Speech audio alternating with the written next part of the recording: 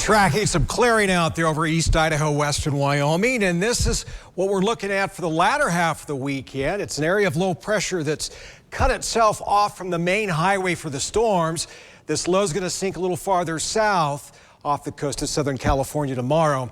And then the highway goes, nope, you got to get back on the highway. It pushes this low into Southern California tomorrow night. And then we'll see all this pour into East Idaho, western Wyoming sometime Sunday. What it means basically is the nicer the 2 days will be tomorrow. Yeah, we'll see temperatures in the 60s in a lot of places.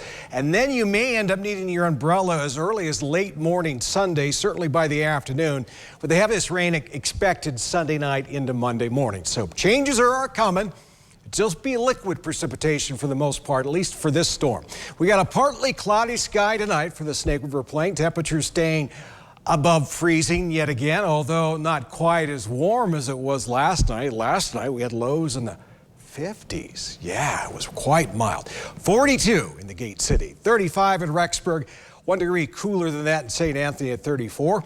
All of us, most of us, I should say, will be at freezing or even colder or below freezing. 30 for a low in Leadore, Stanley down to 27. Salmon, consider yourself lucky. You're going to be a little warmer than your neighbors. We got a partly cloudy sky for the upper highlands and western Wyoming, and all areas will stay in the 30s. Driggs, you're going to stay way above freezing with a low of 38. Even Island Park not doing too bad. Should be a lot colder than that. 34 expected tonight, so we'll call that mild. Jackson, a couple degrees warmer. For the southeast highlands, some clouds out there tonight, this evening, and then we'll get some clearing late tonight. Low temperatures, for the most part, staying above freezing for everyone. Income almost 40 for a low. And then tomorrow, you'll see some sunshine early, and then the clouds will start thickening up a bit tomorrow afternoon. That's the leading edge of that storm. The center of that storm sitting off the coast of Southern California. We'll start to see the cloud shield from it by tomorrow afternoon. High temperatures still in the 60s despite some extra cloud cover. Later in the day will be 61 in Preston and in Downey, 61 for high and Income. Not bad. Partly sunny in the upper highlands in western Wyoming. High temperatures not quite as warm as the southeast highlands, but hey, most of us are going to be in the 50s, mid 50s at that. It's 56 for high in Driggs. For the central mountains, partly sunny. We'll also be in the 50s, including Stanley at 51 degrees. And then for the Snake River Plain, we'll call it partly sunny. Look at that, 65 for Pocatello tomorrow.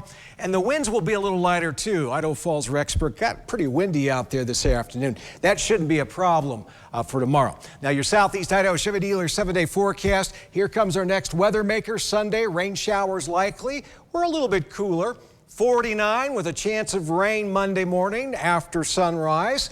That's a little more typical where we should be. Then we get a break on Tuesday with a chance of rain showers on Wednesday. Looks like highs are going to stay in the 40s through most of next week, during the work week at least. And for the Teton area, dry tomorrow, rain Sunday, rain and snow Monday, Tuesday, and Wednesday. So a wintry mix 3 days in a row.